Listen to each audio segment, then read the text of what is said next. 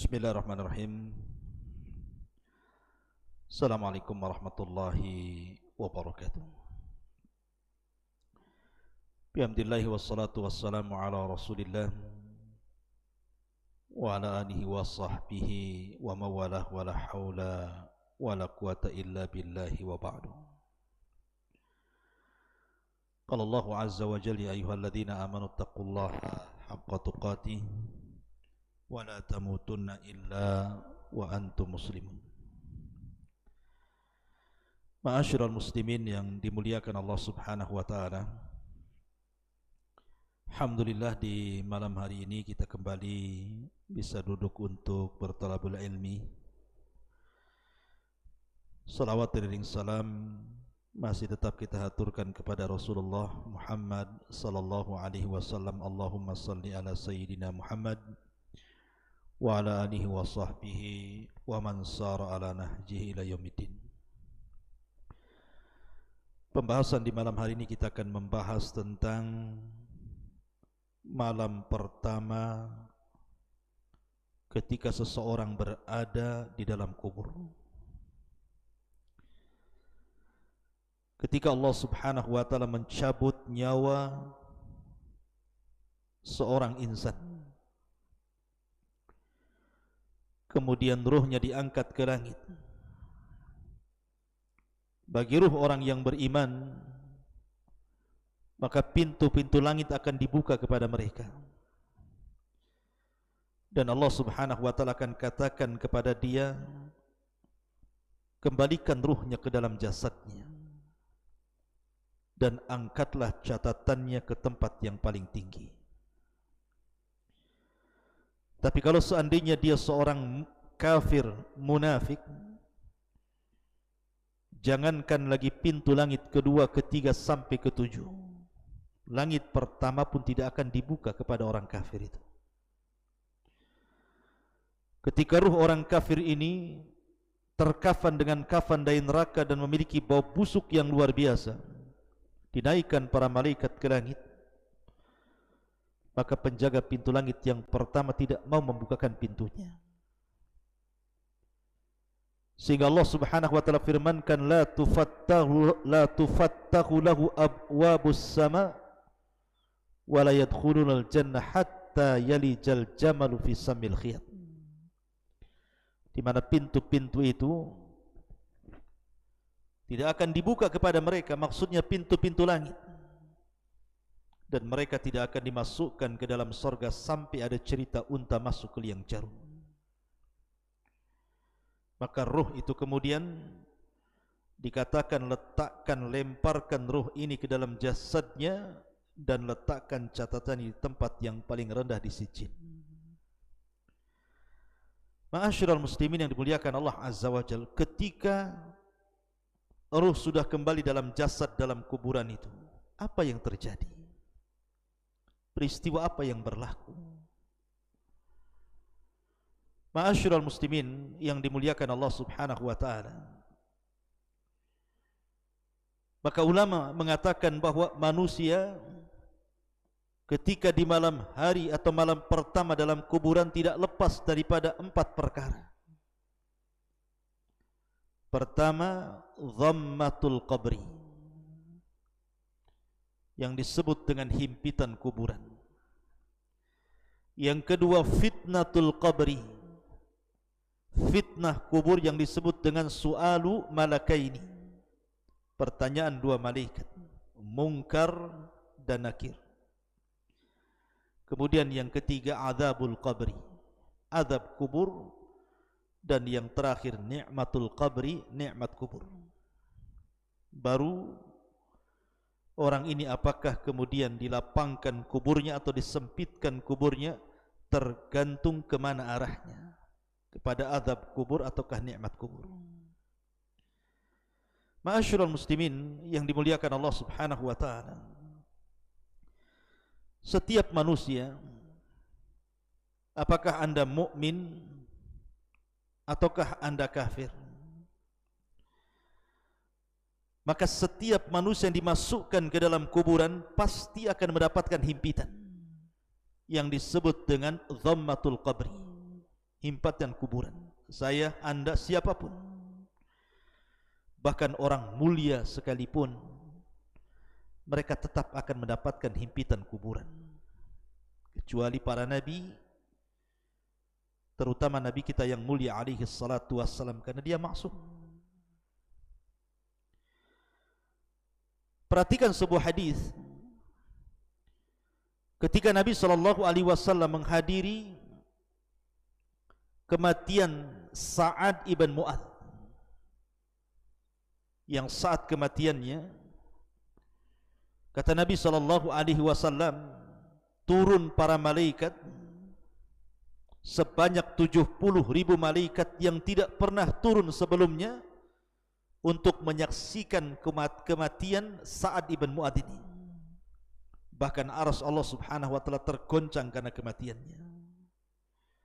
Ya, wajar karena Sa'ad pemimpin Aus, pelopor dakwah bagi kabilahnya.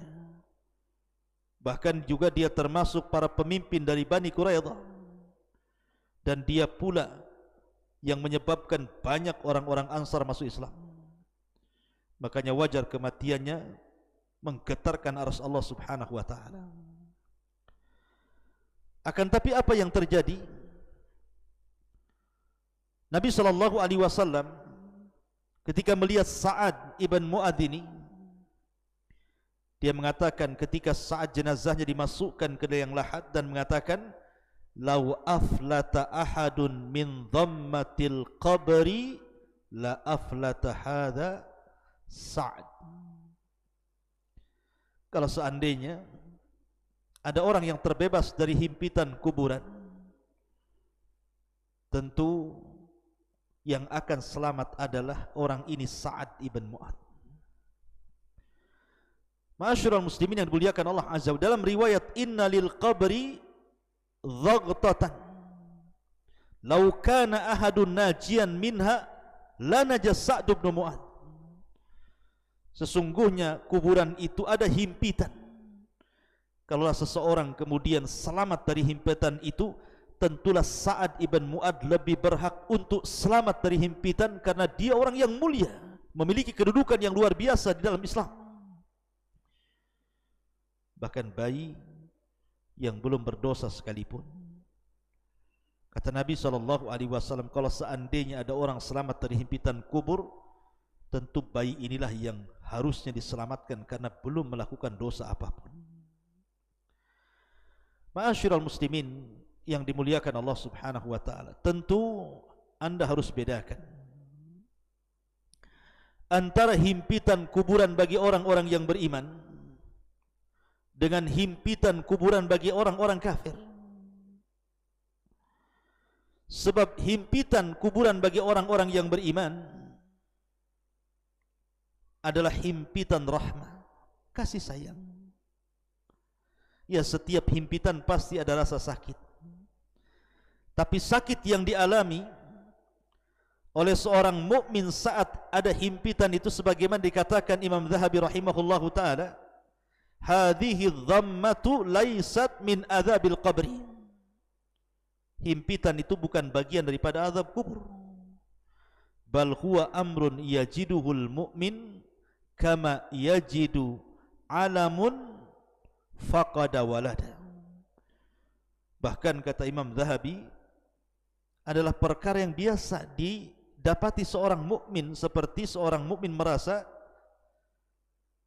sakit hatinya, merasa sedih karena ditinggal meninggal oleh anaknya, atau karena sakit, dan begitu seterusnya. Jadi tanah kuburan yang menghimpit dia itu tidak memadaratkan seorang mukmin. Bahkan dikatakan oleh Imam As-Sa'di rahimahullahu taala, la yanju min dhammatil qabri salihun wala talihun ghaira anna al-farqa bainal muslimi wal kafiri fiha dawamu dhaghti lil kafir wa husul hadhihi al-halati lil mu'min fi awwali nuzulihi ila al-qabri thumma yafsahu lahu. Kata beliau, Tidak akan selamat siapapun dari himpitan kuburan ini, baik anda seorang yang saleh ataupun orang yang tidak saleh, baik anda mukmin atau kafir. Tapi bedanya orang kafir, himpitan itu akan terus menerus, sehingga meretakkan semua sendi-sendi dengan pertulangannya. Tapi orang mukmin hanya sekali saja, kemudian kuburannya diluaskan. Dan ulama yang lain mengatakan bahwa himpitan kuburan bagi seorang mukmin ini seperti pelukan seorang ibu kepada putranya.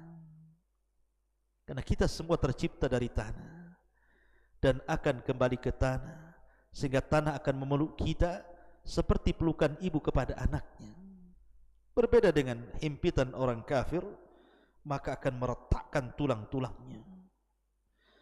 Ma'asyiral muslimin yang dimuliakan Allah Subhanahu wa taala, inilah kejadian pertama ketika anda masuk kuburan. Ketika ruh disatukan oleh Allah Azza wa Jalla, ruh dan jasad, maka kuburan akan menyempit, menyempit, dan orang-orang fasik, ahli maksiat, para pelaku dosa besar, maka mereka akan diretakkan tulang-tulangnya. Mereka akan menjerit kesakitan. Mereka akan melolong-lolong meminta pertolongan, tapi siapa yang bisa mendengar ucapannya? Manusia tidak ada yang bisa mendengar ucapan orang-orang yang dikubur kecuali binatang. Karena kalau seandainya manusia bisa mendengarkan lolongan orang-orang yang dikubur, tentu mereka akan merasa takut. Ma'asyiral muslimin yang dimuliakan Allah, tapi seorang mukmin tidak demikian. Dia hanya mengalami sakit sedikit, kemudian setelah itu kuburannya akan diluaskan kembali. Itulah himpitan kuburan. Dan itu yang pertama kali terjadi ketika anda masuk ke dalam liang lahat, ke dalam kuburan itu. Baru setelah itu datanglah dua malaikat. Malaikat Munkar dan Nakir bertanya, Man Rabbuk, siapa Rabbmu? Wa ma nabiyuk, siapa nabimu? Wa ma dinuk, apa agamamu? Kalau dia seorang mukmin, maka Allah Subhanahu wa taala firmankan, yutsabbitullahu alladhina amanu bil qawli tsabit fil hayatid dunya wa fil akhirah. Allah akan tetapkan jawaban seorang mukmin itu dengan jawaban yang mantap, baik di dunia ataupun di akhirat. Ketika ditanya siapa Rabbmu, dia akan mengatakan Allah. Ketika ditanya siapa nabimu, dia akan mengatakan Muhammad sallallahu alaihi wasallam. Dan ketika ditanya siapa atau apa agamamu, maka dengan tegas dia mengatakan Islam. Itulah simbol kita selama masa hidup. Raditu billahi rabba wa bil islami dina wa bi Muhammadin nabiyya wa rasulah. Tapi kalau dia orang kafir atau munafik atau fasik, maka dia mengatakan la adri, aku tidak tahu. Qultu kama qalan nas, aku hanya mengucapkan persis yang diucapkan manusia.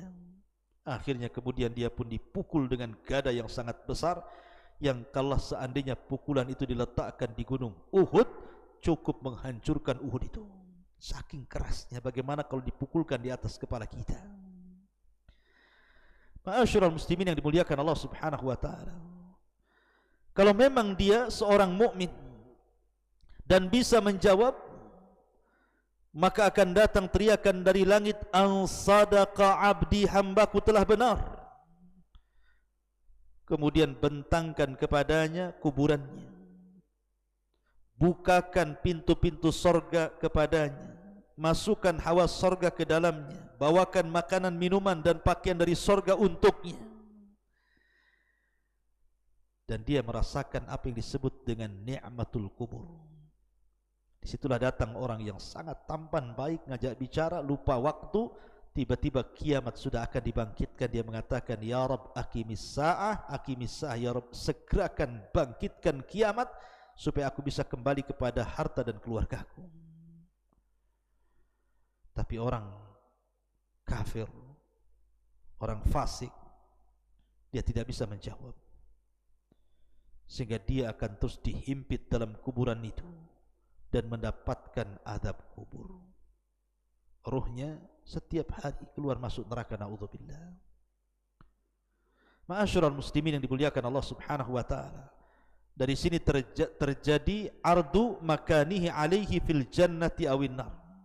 Kalau orang sudah ditentukan yang satu mendapatkan nikmat kubur, yang satu mendapatkan azab kubur, maka akan ditampakkan kepadanya gambaran-gambaran tempat duduk dia di mana, di sorgakah dia, di nerakakah dia. Makanya kenapa Nabi SAW mengatakan, inna ahadakum idza mata uridu alaihi maq'aduhu bil ghadati wal ashi, in kana min ahlil jannah famin ahlil jannah, wa in kana min ahlin famin ahlin nar, fa yuqalu hadza maq'aduka hatta yab'atsaka Allahu yaumal qiyamah. Apabila salah seorang di antara kalian meninggal, ditampakkan tempat duduknya setiap pagi dan petang. Kalau dia termasuk penduduk sorga, ditampakkan sorga padanya. Kalau dia termasuk penduduk neraka, ditampakkan neraka padanya. Dan dikatakan itulah tempat dudukmu yang Allah akan tempatkan kau pada hari kiamat. Na'udzubillah. Ma'asyiral muslimin yang dimuliakan Allah Subhanahu wa taala, kita hanya bisa berdoa kepada Allah Subhanahu wa taala, semoga kita diselamatkan daripada fitnah kubur, diselamatkan daripada azab kubur. Makanya kita disuruh berdoa sebelum salat dari beberapa fitnah. Salah satunya adalah fitnah kubur. Karena fitnah kubur ini bisa saja riyad, raudun min riyadil jannah, atau hufrun min hufarin nar.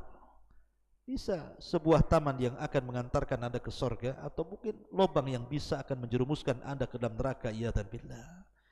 Mudah-mudahan ada manfaatnya. Kita berlindung kepada Allah Azza wa Jalla dari fitnah kubur dan azab kubur. Subhanakallah bihamdika asyhadu an la ilaha illa anta astaghfiruka wa atubu ilaik. Allahu ta'ala. Assalamualaikum warahmatullahi wabarakatuh.